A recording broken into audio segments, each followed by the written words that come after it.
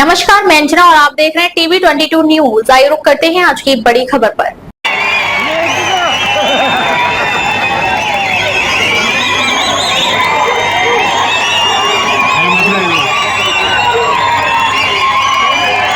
भारत माता की ವಿಜಯಪುರ ಜಿಲ್ಲೆಯ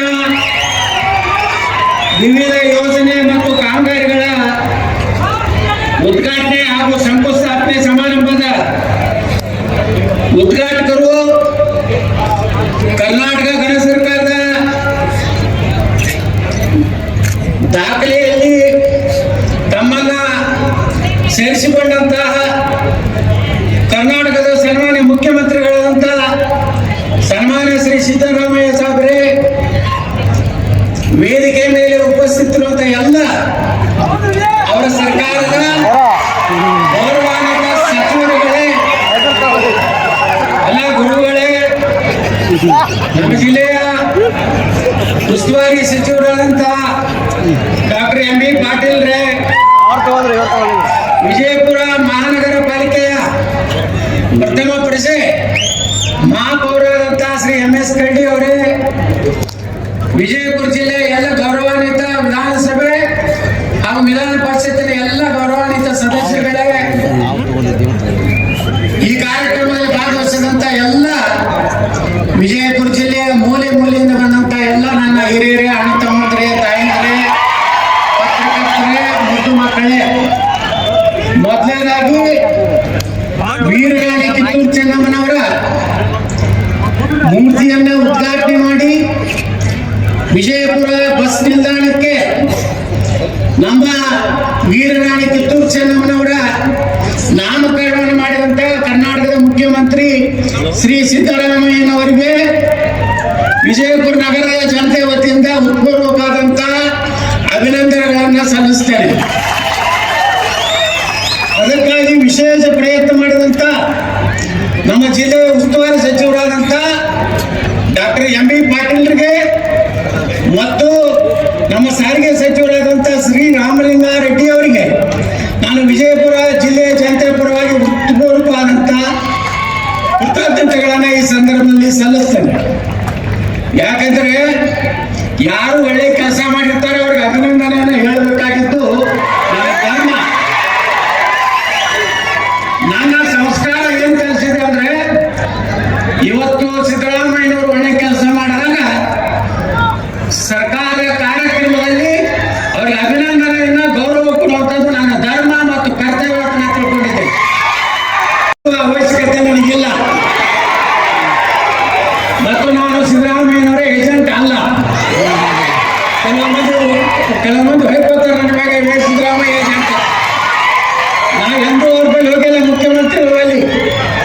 ಆದ್ರೆ ಒಳ್ಳೆಯದು ಮಾಡಿದಾಗ ಅವಾಗ ಕೆರೆ ತುಂಬ ಕಾರ್ಯಕ್ರಮ ಮಾಡಿದ್ರು. ಬೇಗಂ ತಲಾವ್ ಕೆರೆಯಲ್ಲಿ ತಾವು ಮುಖ್ಯಮಂತ್ರಿ MLC ಆಗಿದ್ದೆ. ಅವಾಗ ನಿಮ್ಗೆ ಅಭಿನಂದನೆಗಳನ್ನ ಧನ್ಯವಾದಗಳನ್ನು ನಾನು ಸಲ್ಲಿಸಿದ್ದೇನೆ. ಇವತ್ತಿಗೂ ವಿಜಯಪುರದಲ್ಲಿ ಅಕ್ಕ ಮಹಾದೇವಿ ಯೂನಿವರ್ಸಿಟಿ ಹೆಸರಿಟ್ಟಂತ ನಿಮಗೆ, ಎಂ ಬಿ ಪಾಟೀಲ್ರಿಗೆ ಬಸ್ ಸ್ಟ್ಯಾಂಡ್ಗೆ ಚೆನ್ನಮ್ಮನ ಮೂರ್ತಿ ಕೊಟ್ಟವು, ಅಲ್ಲಿ ಜಾಗ ಕೊಡಿಸಿದಂತ ನಿಮಗೆ, ಎಂ ಬಿ ಪಾಟೀಲ್ಗೆ ರಾಮಲಿಂಗರವರೇ ಅಭಿನಂದನೆ. ಇದಕ್ಕೆ ರೂಪಾಯಿ ಬೇಕಾಗುದಿಲ್ಲ, ಇದಕ್ಕೆ ಪುಕ್ಷ ಧನ್ಯವಾದಗಳಕ್ಕೆ ಅದ್ರ ಜೊತೆಗೆ ಇವತ್ತು ವೀರರಾಣಿ ಕಿತ್ತೂರು ಚೆನ್ನಮ್ಮನವರ ಬಗ್ಗೆ, ಅವ್ರ ಇತಿಹಾಸದ ಬಗ್ಗೆ ನಮ್ಮ ಜಿಲ್ಲಾ ಉಸ್ತುವಾರಿ ಸಚಿವರು ಹೇಳಿದ್ದಾರೆ. ನಾ ಹೆಚ್ಚು ವಿವರಣೆಗೆ ಹೋಗುವುದಲ್ಲ, ಆದ್ರೆ ಇನ್ನೊಂದು ವಿಚಾರವನ್ನು ನಿಮ್ಗೆ ಹೇಳಬೇಕು. ಇಲ್ಲಿ ಸಂಗೊಳ್ಳಿ ರಾಯಣ್ಣ ಪೂರ್ವಜರು ಬಿಜಾಪುರ ಜಿಲ್ಲೆ ಅವರೇ. ಇದೇ ಅಂತರ್ಗಾತಿಯಲ್ಲಿ ಕಳಿತೀವಿ, ಹತ್ತನಿಕೆ ಅವರ ಪೂರ್ವಜರು ಅವತ್ತಿನ ಕಾಲನೂ ಅನಿವಾರ್ಯವಾಗಿ ನಮ್ಮ ಬಿಜಾಪುರ ಅಂದ್ರೆ ಬರಗಾಲ ಇತ್ತು. ಬರಗಾಲ ನಾಡಿದ್ದಾಗ ಆ ಸಂಗೊಳ್ಳಿ ರಾಯಣ್ಣನ ಪೂರ್ವಜರು ಸಂಗೊಳ್ಳಿ ಹೋಗಿ ಅಲ್ಲಿ ವಾಸ ಮಾಡಿದ್ರು. ಹಿಂಗಾಗಿ ಸಂಗೊಳ್ಳಿ ರಾಯಣ್ಣ ಭೂಮಿನೂ ಬಿಜಾಪುರದೇ ಅನ್ನುವಂಥದ್ದು ನಾವೆಂದು ನೆನಪಾಗಕ್ಕೆ ಸಾಧ್ಯ ಇಲ್ಲ. ತಾಯಿ ಮಗನ ಸಂಬಂಧ ಬರೇ ವೀರರಾಣಿ ಕಿತ್ತೂರು ಚೆನ್ನಮ್ಮ ಅಥವಾ ಸಂಗೊಳ್ಳಿ ರಾಯಣ್ಣ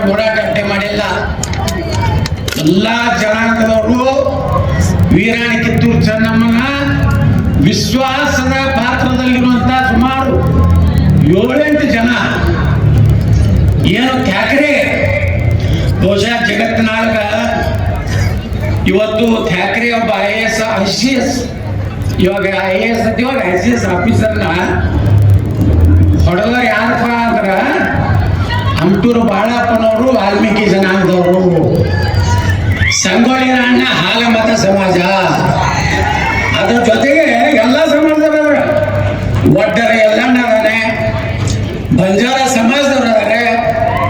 ಅದ್ರ ಜೊತೆಗೆ ನೋಡಿ ಸಂಗೊಳ್ಳಿ ರಾಯಣ್ಣ ಎಷ್ಟು ಪುಣ್ಯಾತ್ಮ ಅಂದ್ರೆ ನಮ್ದು ಕಾರ್ಖಾನೆಯ ಒಂದು ಕಷ್ಟದಲ್ಲಿದ್ದಾಗ ನಾನು ಮಾನ್ಯ ಮುಖ್ಯಮಂತ್ರಿಗಳು ಇಲ್ಲಿ ಇದ್ದಾರೆ, ನಾನು ಬೆಳಗಾವಿ ಅಧಿವೇಶನ ಹೋದ ವರ್ಷ ಮುಗಿಸ್ಕೊಂಡು ಸಂಗೊಳ್ಳಿ ರಾಯಣ್ಣನ ಒಂದು ಪವಿತ್ರವಾದಂತ ಗಲ್ಲಿಗೆಸಂತ ಸ್ಥಳಕ್ಕೆ ಹೋಗ್ಬೇಕಂತ ನಾವು ಹೋದೆ.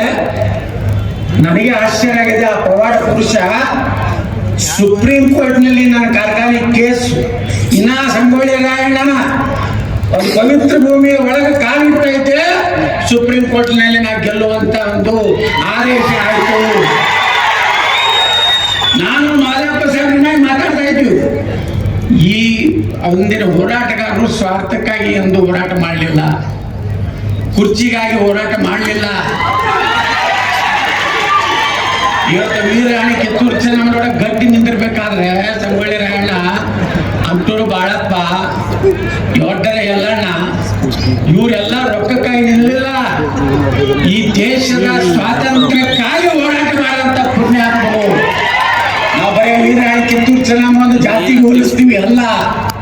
1857ಕ್ಕಿಂತ ಮುಂಚೆ ಭಾರತದಲ್ಲಿ ಒಬ್ಬ ಮಹಿಳಾ ಸ್ವಾತಂತ್ರ್ಯ ಹೋರಾಟಗಾರ ಯಾರಪ್ಪ ಅಂದ್ರೆ ಅದು ವೀರರಾಣಿ ಕಿತ್ತೂರು ಚೆನ್ನಮ್ಮ, ಕ್ರಾಂತಿವೀರ ಸಂಗೊಳ್ಳಿ ರಾಯಣ್ಣ.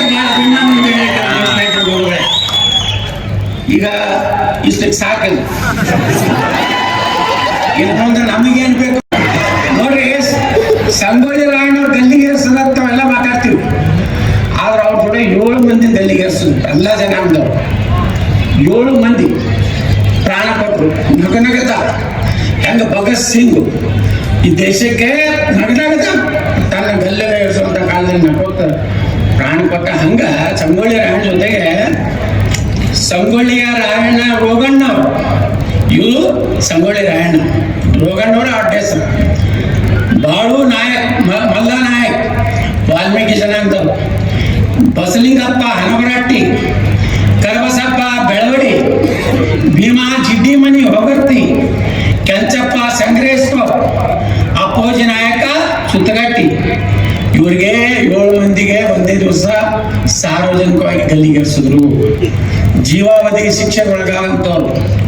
ರುದ್ರಾ ನಾಯಕ್, ನೀಲಾ ನಾಯಕ್ ಬೆಳವಡಿ, ಎಲ್ಲಾ ನಾಯಕ್ ಬೆಳವಡಿ, ಅಪ್ಪುಮಣಿ ತಿಗೊಳ್ಳಿ, ರಾಣೋಜಿ ಕೊಂಡ ಮಜ್ಜಿಗವಾಡ, ಕೋನೇರಿ ಟೋಪಿನಕಟ್ಟಿ, ನೇಮಣ್ಣ ಕೊಡಚೊಗಳ. ನೋಡ್ರಿ, ಅವ್ರು ಯಾರು ಹೆಸರು ಇಲ್ಲ, ಅವ್ರದ್ದು ಎಲ್ಲಿ ಫೋಟೋ ಇಲ್ಲ, ಆದ್ರೂ ನಾವೆಲ್ಲ ಇವತ್ತು ನೆಮ್ಮದಿಯಿಂದ ಈ ದೇಶನಾಗ ಇರ್ಬೇಕಾದ್ರೆ ಅಂತ ಪುಣ್ಯಾತ್ಮನ ಪಾದ ಕಮಲಗಳಿಗೆ ನಾನು ನಮಸ್ಕಾರ ಮಾಡಿ ಇವತ್ತು ಈ ಕಾರ್ಯಕ್ರಮ ಸರ್ಕಾರ ಕಾರ್ಯಕ್ರಮ, ಇಲ್ಲೇನೋ ಟೀಕೆ ಟಿಪ್ಪಣಿ ಇರುವುದಿಲ್ಲ. ನಮ್ಮ ಮಾಧ್ಯಮದವ್ರು ಹೇಳ್ತಾರೆ ಯತ್ನಾಳ ಬಹಳ ಸಭ್ಯ ಮಾತುಗಳನ್ನು ಮಾತನಾಡಿದ್ರು. ಅದಕ್ಕೆ ನಾವು ಮಾನ್ಯ ಮುಖ್ಯಮಂತ್ರಿಗಳಿಗೆ ವಿನಂತಿ ಮಾಡ್ಬೋದಂದ್ರೆ, ನಮ್ಮ ವಿಜಯಪುರ ನಗರಕ್ಕೆ ಇವತ್ತು ಸುಮಾರು 160 ಕೋಟಿ ರೂಪಾಯಿ ಒಂದು ಫ್ಲೈಓವರ್ ಆಗಬೇಕಾಗಿದೆ. ಅದು ಸಂತ ಕನಕದಾಸ ಸರ್ಕಲ್ ಬಾಬಾ ಸಾಹೇಬ್ ಅಂಬೇಡ್ಕರ್ ಅವರ ಮಾರ್ಗದಿಂದ ಛತ್ರಪತಿ ಶಿವಾಜಿ ಮಾರ್ಗದವರೆಗೆ 160 ಕೋಟಿ ರೂಪಾಯಿ ಒಂದು ಫ್ಲೈಓವರ್ ತಾವು ಮಂಜೂರು ಮಾಡಬೇಕಂತ ನಾವು ವಿನಂತಿ ಮಾಡ್ಕೊತೀವಿ. ಅದರ ಜೊತೆಗೆ ನಾನು ಇನ್ನೊಂದು 32 ಕೋಟಿ ರೂಪಾಯಿ ಮನೆ ವಿಧಾನಸಭೆಯಲ್ಲಿ ವಿನಂತಿ ಮಾಡ್ಕೊಂಡೇನೆ. ಜೋರಾಪುರ ಪೇಟೆಯಲ್ಲಿ ಏನು ಪರಿಹಾರ ಕೊಡ್ಬೇಕಾಗಿ ಕೊಟ್ರೆ ಈ ಬಾಬಾ ಸಾಹೇಬ್ ಅಂಬೇಡ್ಕರ್ ಮಾಗ ಬಹಳ ದೊಡ್ಡದಾದಂತ ಒಂದು ರಸ್ತೆ, ಅದಕ್ಕೆ ಜನರಿಗೆ ಪರಿಹಾರ ಕೊಡ್ಬೇಕಂತೇಳಿ ನಾನು ಈಗಾಗಲೇ ಮಾನ್ಯ ಸುರೇಶ್ ಅವರು ಅದು ವಿನಂತಿ ಮಾಡ್ಕೊಂಡಿದ್ದೀನಿ. ಇವತ್ತು ನಮ್ಮ ಮುಖ್ಯಮಂತ್ರಿಗಳೇ ಅರ್ಥಮಂತ್ರಿ ಇರೋದ್ರಿಂದ ಮಂಜೂರು ಮಾಡ್ಬೇಕನ್ನುವಂಥದ್ದು. ಅದೇ ರೀತಿ ಈಗಾಗಲೇ ದ್ರಾಕ್ಷ ಮಂಡಳಿಗೆ ಮಾನ್ಯ ವಿಧಾನಸಭೆಯಲ್ಲಿ ಮುಖ್ಯಮಂತ್ರಿಗಳು ಹೇಳಿದ್ದಾರೆ 100 ಕೋಟಿ ಕೊಡ್ತೀನಿ ಅಂತ ಹಿಂದಿನ ಬೆಳಗಾವಿ ಸಂದ ಹೇಳಿದ್ರು. ನಾನು ಹೇಳಿದ್ರು ಬರೀ 10 ಕೋಟಿ, ಎಷ್ಟು ಬೇಕಾದ ಕೊಡ್ಲಿಕ್ಕೆ ನಾವು ರೆಡಿ ಮಿಸ್ಟರ್ ಅಂತ ಹೇಳಿದ್ದಾರೆ.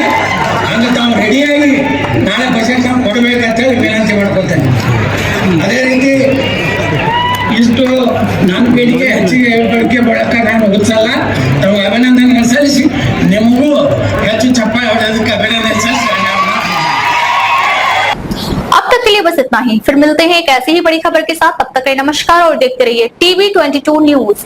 अगर आपको वीडियो पसंद आई हो तो लाइक करिए व शेयर करिए। ऐसे लेटेस्ट अपडेट पाने के लिए बेल आइकन को प्रेस करना ना भूलें। अगर आप हमें फेसबुक या फिर इंस्टा के माध्यम से देख रहे हैं तो हमारे पेज को फॉलो जरूर करें। धन्यवाद।